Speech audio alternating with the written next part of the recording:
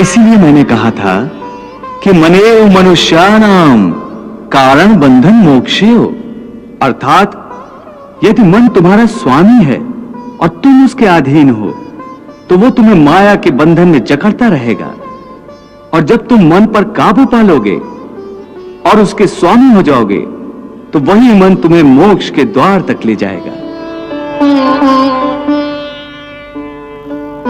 हे मधुसूदन, यह कहना तो बहुत आसान है कि तुम मन पर काबू पालो, मन के स्वामी बन जाओ, परंतु यही तो सबसे दुष्कर कार्य है। हे केशव, मन तो वायु की तरह चंचल है। जिस प्रकार बहती हुई हवा पर काबू पाना असंभव है, इसी प्रकार इस चंचल मन को अपने अधीन करना अति दुष्कर काम है।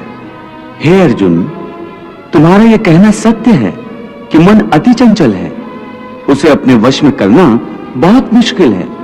मुश्किल है जनार्दन, असंभव है।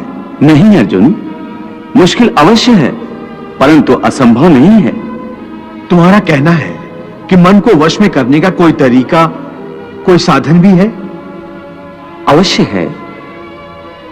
क्या है वो तरीका? असंशयम महाबाहो मनो दुर्निग्रहम चलम अभ्यासेन तु कौन्ते वैराग्येन च गृह्यते। अर्थात मन को वश में करने के लिए उस पर दो तलवारों से प्रहार करना पड़ता है। एक तलवार अभ्यास की है और दूसरी तलवार है वैराग्य की। अभ्यास और वैराग्य?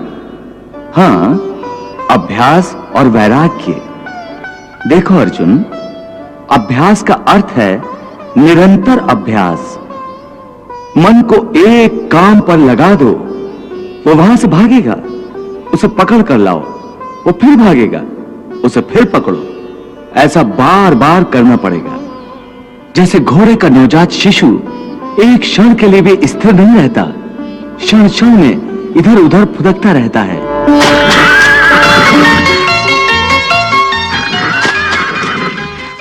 उसी प्रकार मन भी क्षण क्षण में इधर उधर फुदकता रहता है। एक चंचल घोड़े की तरह मन भी बड़ा चंचल होता है,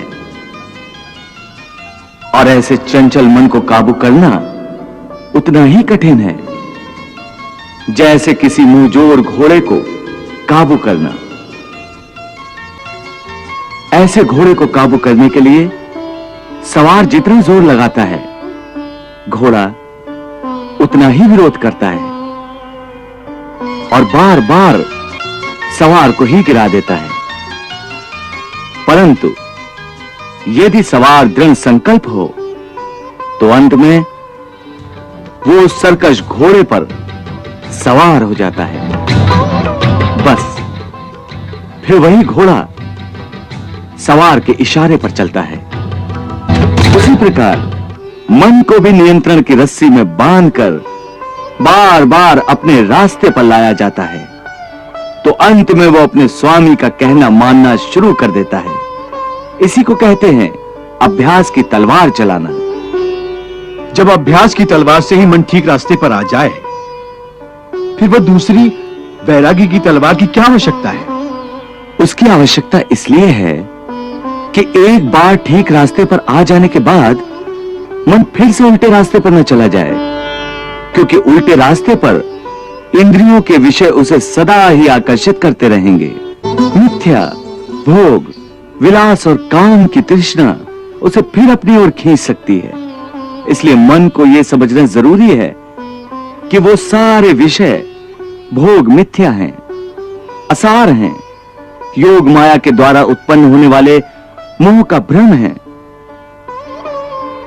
मन जब इस सत्य को समझ लेगा तो उसे विषयों से मोह नहीं रहेगा, बल्कि उससे वैराग्य हो जाएगा। और यही वैराग्य की तलवार का काम है कि वो विषयों के मोह को काट के मन को सन्यासी बना देती है।